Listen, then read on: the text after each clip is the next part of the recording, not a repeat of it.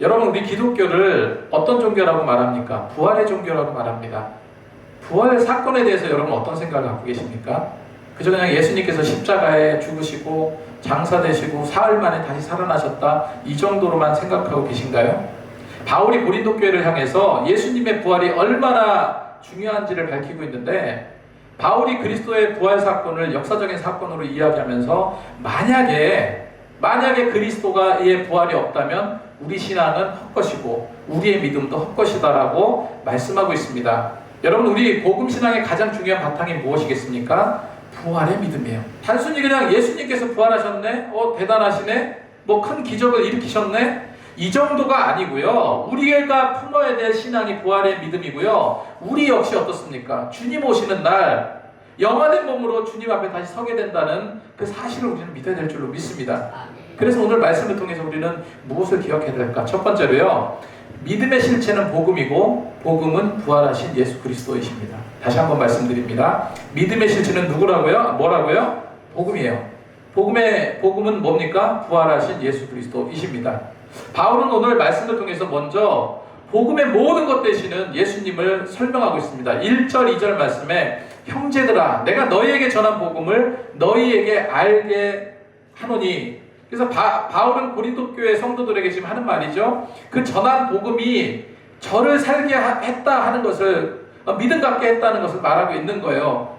이것은 너희에게 받은 것이 아니요 또 그 가운데 선 것이라. 너희가 만일 내가 전한 그 말을 굳게 지키고 헛되이 믿지 아니하면 그로 말미암아 무엇을 받으리라? 구원을 받으리라. 로마서에는 이 복음에 대해서 좀 더 구체적으로 말하고 있습니다. 로마서 1장 2절 4절까지 말씀을 보니까 이 복음은 하나님이 선지자를 통해서 그의 아들에 관하여 성경에 미리 약속하신 것이라. 성경에 미리 약속하신 것이라고 그랬습니다. 그의 아들에 관하여 말하면 육신으로는 다윗의 혈을 통해서 나셨고 성결의 영으로는 죽은 자 가운데 부활하사 능력으로 하나님의 아들로 선포되셨으니 곧 우리 주 그리스도시라. 그래서 복음이 뭐냐라고 묻는다면요, 두말 없이 뭐라고요? 예수 그리스도이시라는 거예요. 예수 그리스도. 바울은 먼저 그 사실을 말하고 있습니다. 그렇다면 바울은 왜 복음의 실체 되신 예수님의 부활을 가장 중요한 복음의 진리로 인식하고 있느냐는 거예요. 제가 처음에 서두에도 말씀드렸던 것처럼요, 부활의 신앙이라는 건요, 단순히 죽음에서 부활하신 예수님의 실체를 믿는 그 정도가 아니라는 거예요. 우리도 나중에 필연적으로 어떻습니까? 우리도 주님과 똑같이 부활해서 주님을 영접하게 성경은 기록하고 있습니다. 두 번째로, 예수님은요, 성경대로 부활하셨습니다. 그리고 확실한 많은 부활의 증거로 친히 살아계셨음을 나타내셨어요. 자, 성경대로 부활하셨고 많은 부활의 증거로 친히 살아계심을 나타내셨어요. 여러분, 우리가 무언가 믿지 못할 때 뭐라고 말합니까? 에이, 증거 대봐 그러잖아요. 증거 대봐. 증거. 예수님께서 정말 부활하셨는가? 제가 누차 부활주일 설교나 종료주일 설교로 여러 차례 예수님의 부활의 확실한 증거들을 성경적으로 계속 말씀드렸어요. 그래서 충분히 이해가 되실 줄로 믿습니다. 죽은 사람이 다시 살아난다는 거, 이거 불가항력적인 일이죠. 믿을 수 없는 사실이 일어났기에 그 부활하심의 증거는 우리 믿음으로 가름할 수 있는 거예요. 그런데 지금 우리는 부활의 증거가 없잖아요. 뭐만 남아있습니까? 우리의 믿음만 남아있어요. 그런데 지금 말고 예수님 당시 때 예수님께서 십자가에 달려 돌아가신 그 이후에 가장 확실한 부활의 증거가 뭐겠냐는 거예요. 여러분, 뭐라고 생각하십니까? 부활하신 예수님께서 직접 나타나시는 거예요. 부활하신 주님께서 직접 나타나셔서 많은 사람에게 자신을 보이시는 겁니다. 그게 뭐가 됩니까? 증거가 되죠. 그래서 오늘 말씀에서 그 예수님의 부활의 증거, 부활의 증인들에 대한 그런 기록들이 담겨 있는데, 실제로 예수님은 어떻습니까?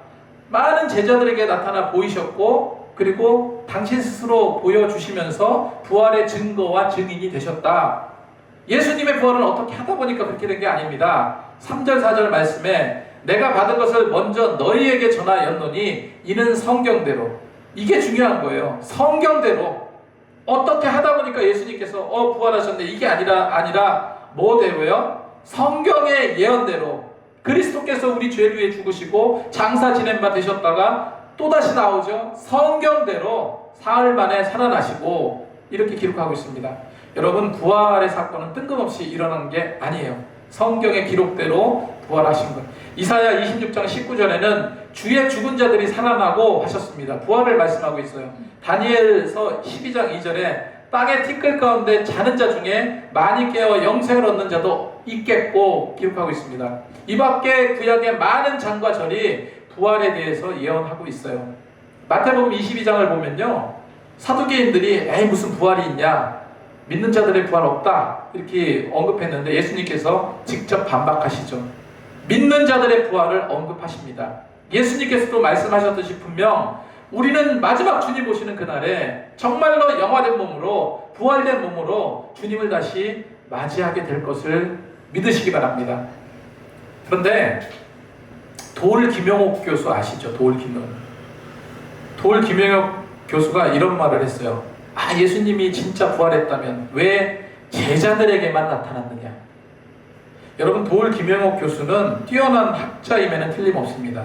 그런데 신앙인은 아니에요. 여러분, 예수님이 실제로 제자들에게만 나타났습니까? 제자들과 예수님이 무슨 짜고 치는 고스톱 했어요?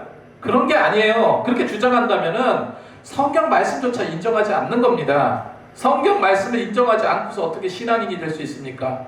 그래서 김영옥 교수는 뭐라고, 예수님의 부활에 대해서 뭐라고 얘기하냐면, 문자 그대로 부활이 아니라 초기 기독교 공동체가 경험한 신앙적인 사건 정도로만 치부합니다. 쉽게 말해서 아마 무슨 환상을 봤을 거다, 아마 굉장히 부풀려졌을 거다, 이렇게 말하는 거예요. 이게 말이 됩니까?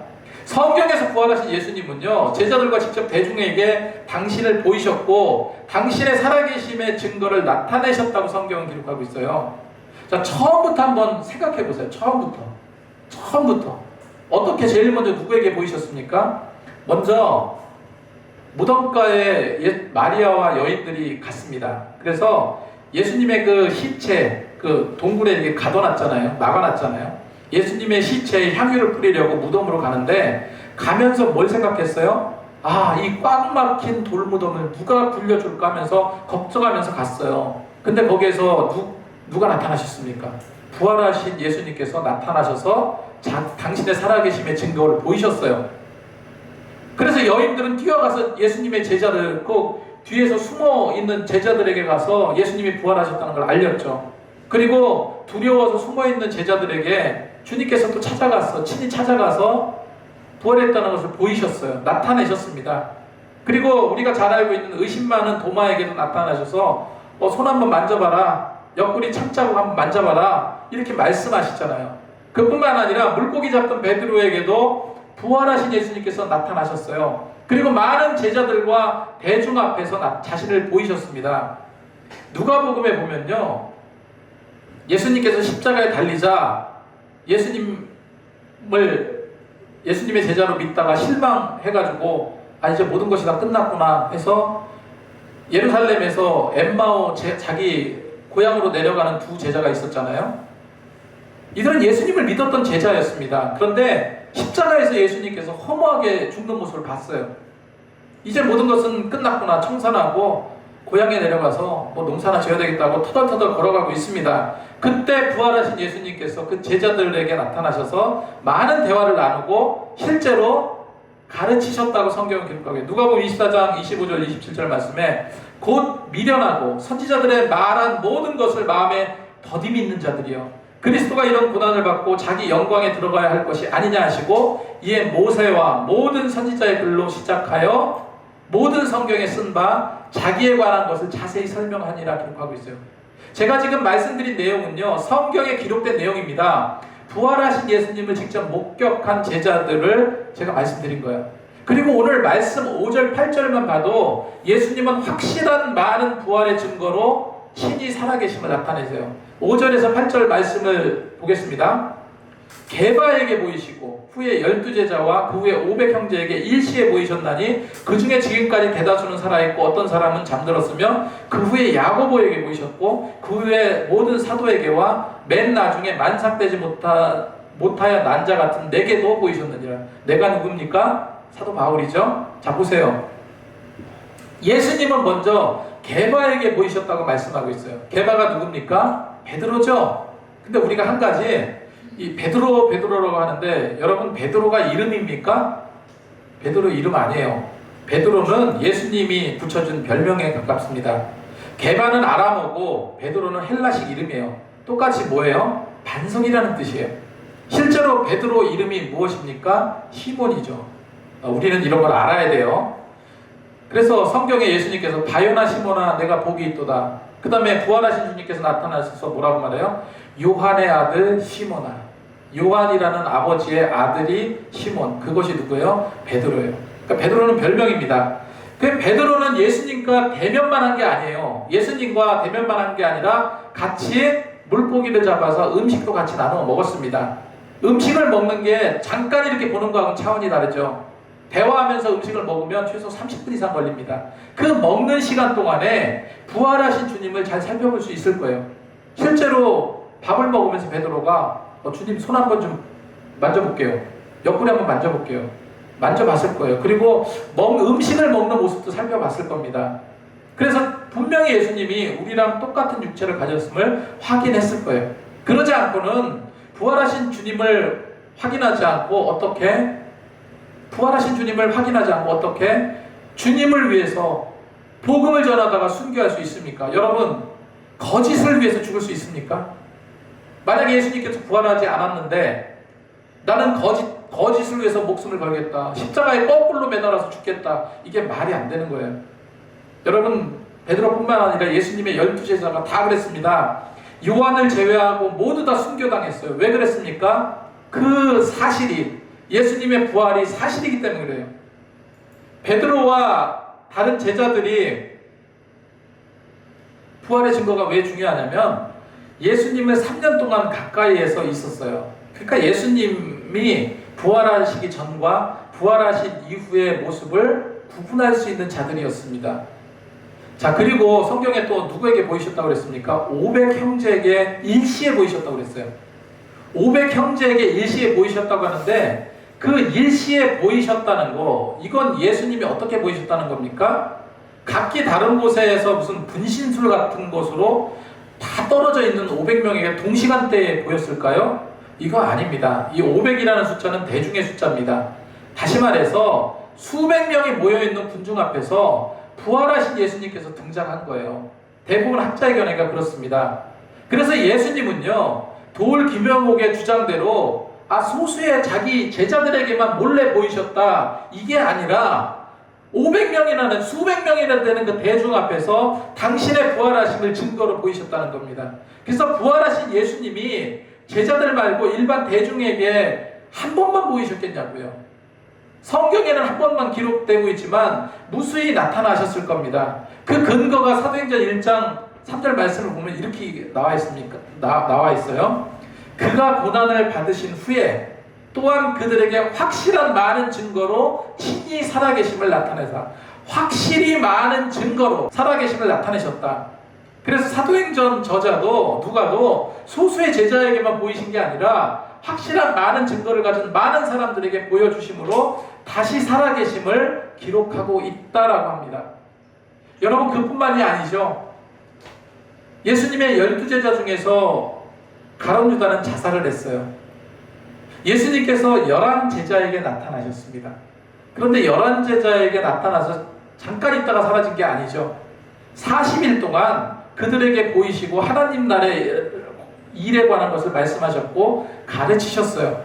40일간 부활체의 모습으로 가르치셨다고 성경은 말하고 있습니다. 자, 또 한 가지요. 예수님은 야고보에게 보이셨다고 기록하고 있어요. 오늘 말씀의 내용을 설명드리는 겁니다. 야고보는요, 예수님의 친동생이에요. 처음에 야고보는 예수님의 제자로 들어간 것은요, 형인 예수가 진짜 하나님의 아들이어서 그랬겠습니까? 성육신하신 분이라고 믿어서 들어갔을까요? 그냥 말 잘하는 거야. 대중을 휘어잡는 겁니다. 사람들이 예수에게로 몰려 들어와요. 실제로 기적 같은 일을 많이 행합니다. 그래서 야고보는 이렇게 생각한 거야. 형에게 내가 좀 붙어 있어야 되겠다. 그럼 뭔가 좀 떨어지겠다. 야고보는 그래서 처음에는 믿음이 없다고 보는 것이 맞습니다. 그런 그에게 부활하신 예수님이 나타나셨어요. 그리고 가장 가까이한 베드로나 안드레나 이런 사람보다 더 중요한 것은 어릴 때부터 예수님을 봐왔거든요. 그래서 부활하심을 더 식별을 더 할 수가 있었겠죠. 그리고 부활하신 예수님을 만난 이후에 이제 온전한 믿는 자가 되어서 마지막까지 예루살렘 교회에서 지도하면서 순교를 당합니다. 그리고 정말로 마지막에 누구한테 보였다고요? 만삭되지 못하여 난과 같은 내게도 보이셨다. 저는 이 바울의 이 표현이 참 찡해요. 참 은혜가 됩니다. 만삭되지 못했다는 말이 뭡니까? 옛날에 뭐 7사합둥이 8사합둥이 이러잖아요. 정상적으로 나지 않았다는 의미인데 굉장히 겸손한 표현이죠.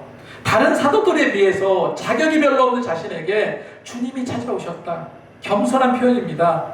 비정상적으로 여겨질 수 있는 상황, 담에색을 통해서 특별한 경험으로 갑작스럽게 사도로 부름받게 되었음을 의미하고요. 자신의 과거 교회를 핍박했던 자신의 모습을 비춰볼 때 이거는 오직 하나님의 은혜가 아니고는 그렇게 될 수 없는 믿음의 간증이기도 하고요. 은혜한 표현이기도 합니다. 이처럼 예수님은 다양한 방식으로 부활하심을 나타내 보이셨어요. 지금이 중요합니다. 실체 되신 예수님은 하늘에 오르셨어요. 이제 우리는 지금 우리 믿음의 성도들은 어떻습니까? 성경 이외에 어떠한 가시적으로 눈으로 보는 부활의 증거는 볼 수가 없어요. 우리에게 남은 것은 오직 믿음밖에 없습니다.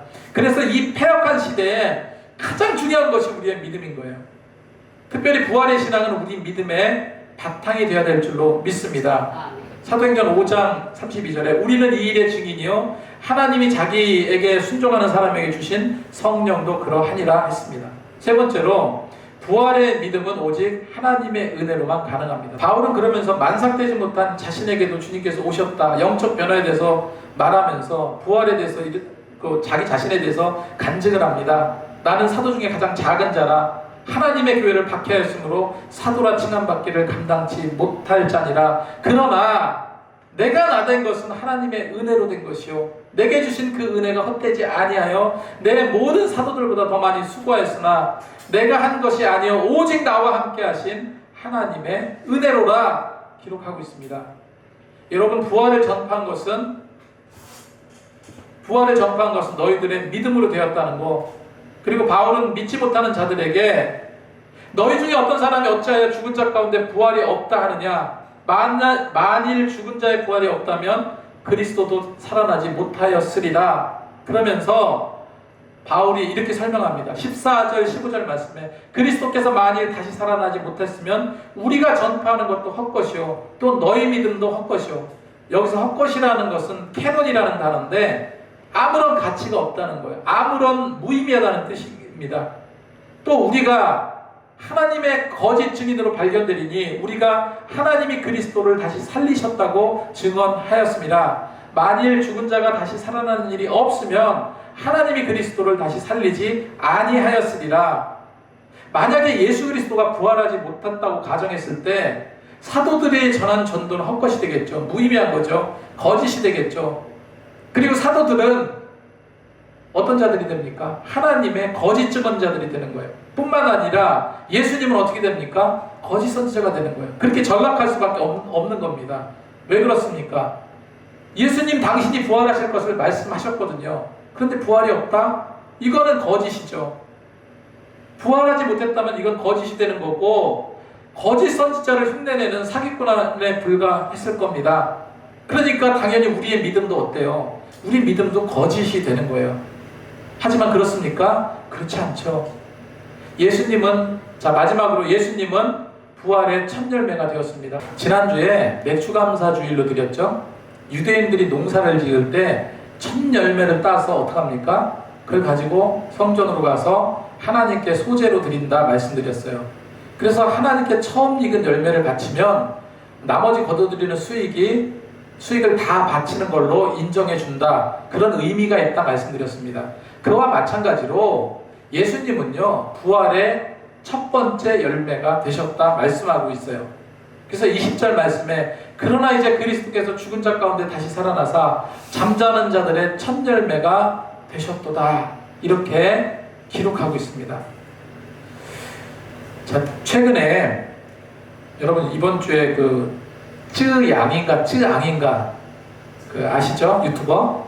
천만 유튜버라고 하는데 저는 잘 몰랐어요. 그냥 음식을 많이 먹는 유튜버다 이 정도만 알고 있었는데 이 과거 남자친구에게 갈취당하고 온갖 폭력과 착취를 당했더라고요.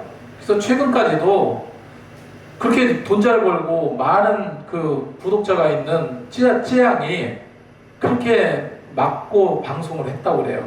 그런 사실이 폭로되고 더 중요한 것은 구체적인 통화 녹취가 공개되면서 더 큰 충격을 주고 있습니다. 저는 잘 모르겠는데 무슨 레카연합이라고 해서 이 유튜버들이 자기가 무슨 대단한 정의를 펼치는 것처럼 했지만 실제로는 어때요?